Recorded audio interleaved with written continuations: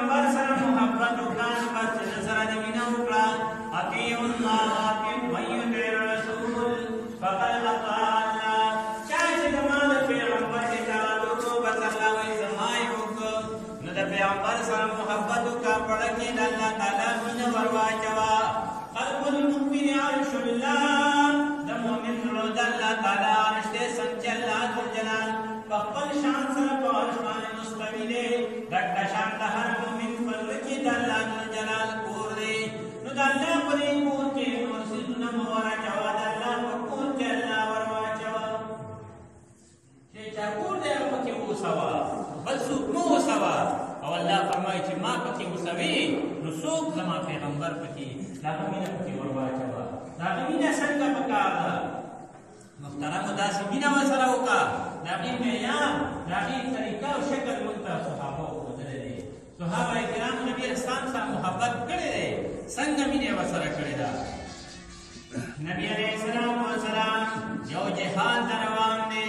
یو جهاد یو جنګ روان دی اعلان وکړو خپل خپل نومونه کوي ځان په جهاد کې شامل کوي جهاد نظري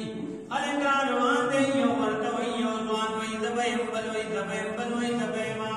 مشران دي کشران دي خلک را دي او خپل نومونه درج کوي او ځان شاملوي یو زنانه راغله د الله حبیبه تا د جهاد لپاره اعلان کړی دی زما په کور کې څوک هم نارینه نشته زما خاوندو هغه د دې نه مخکې یو جهاد کې شهید شوی دی او د الله پیغمبر هېڅوک هم نشته او زما زړه غواړي چې تا سره جهاد کې څوک شریک کړم خو څوک هم را سره نشته دا یو ماشوم مې دی چې را په غېږ کې مې نیولی دی د سینې ماشوم دی پایښودونکی ماشوم دی دا یو ماشوم دی هلته دی در سره شي نو دا بقی دی ځان سره واخله دی جهاد لګو ده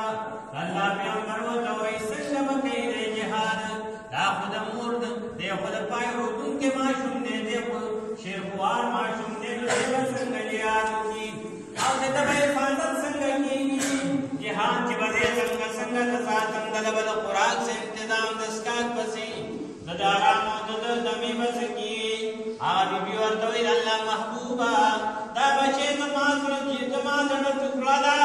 زما لښتې جګر دی او خو دا چې زه تاله درکوم نو دې دی خو نه درکوم چې د ده به ته حفاظت کوې یا به ته دی لبې یا به ته مړې یا به پی ورکې دې دی نه درکوم ستا په صحابه او مجاهدینو کې کم مجاهد چې داسې و چې هغه سره ډال نه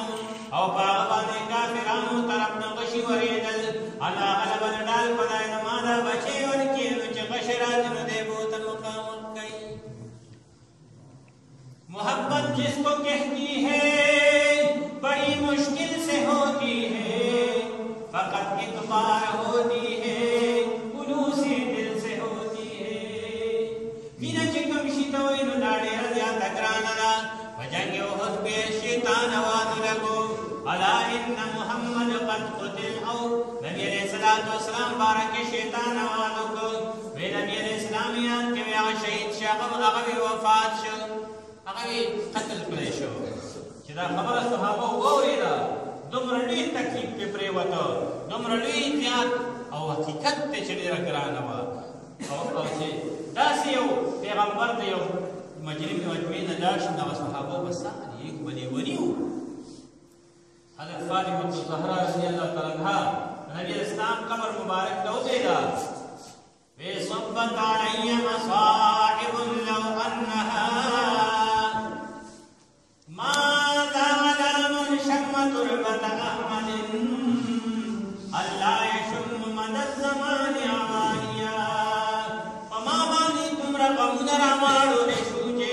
کدا په زماندار په شپه باندې برات باندې راتوی شوی شپې نه درځي نه شپه جوړه شوې وه ما زال من شم تربت احمد سجه حال دا چا چې د نبي اسلام د قبر خوشبوئی بوی کړه الله یشم مد الزمان عوالیا دای حال دی چې به ټول عمر بله خوشبوئی نه بویئ چې په ما چې کوم د نبي اسلام په فراق کې صبت علی مصائب لو انها صبت علی الایام سرن لیالیا په ما چې کوم غمونه راواړولی شو که په ورځ باندې راړولی شوی د ورځې نه شپه جوړه شوې وه د نبي اسلام د فراق غم یادی چې دومره په ما سخت دی حقیقت دی چې د نبي اسلام جدایي ډېره ګرانه وه نو صحابه باندې چې د اواز شیطان وکوي نبي اسلام شهید شو وفات شو قتل شو نو صحابه سترګو نظر ګډوډ شو دا چې دی دغه شکست خوړلی دی یو دا وه شیطان اواز ته ګوري یو اواز یې وکړو بس غټ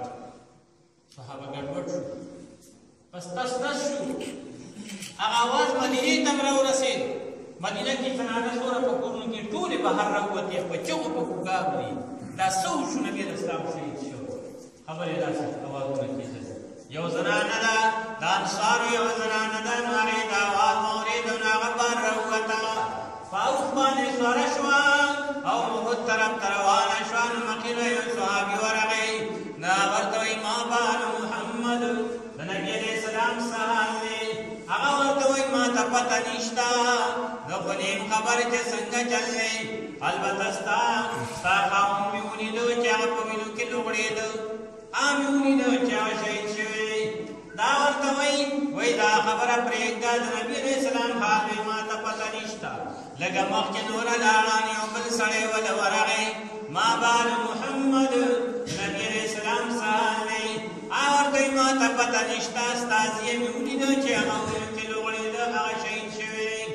دویم خبر ورباندې یو د خاوند خبر یو د دوی خبر ورباندې وشو دا بالکل کس نمس نشو بیا هم روانه ده بل یو کس مخې له ورغی ورته وایي ما بال محمد د نبي علیه السلام سهال دی او ورته وایي ما ته یې پته نشته په خپله ګډوډ یم البته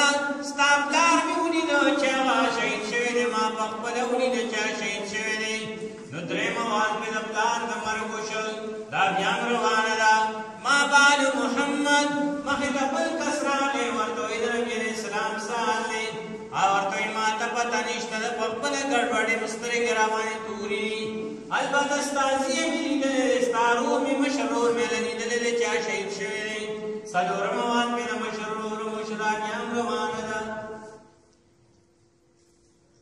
میدان ته ورسېده نو یو صحابي یې تپوس وکړ ما بال محمد د نبي علیه السلام سهال دی نو ورته وایي هغه دی مخامخ د دواړو کونو سره دا تشریف فرما دی هغه دی هغه ځای کې هغه ډله کې دی دلته ورسېده چې ویې کتل نبي علیه السلام یې په خپلو سترګو باندې ولیده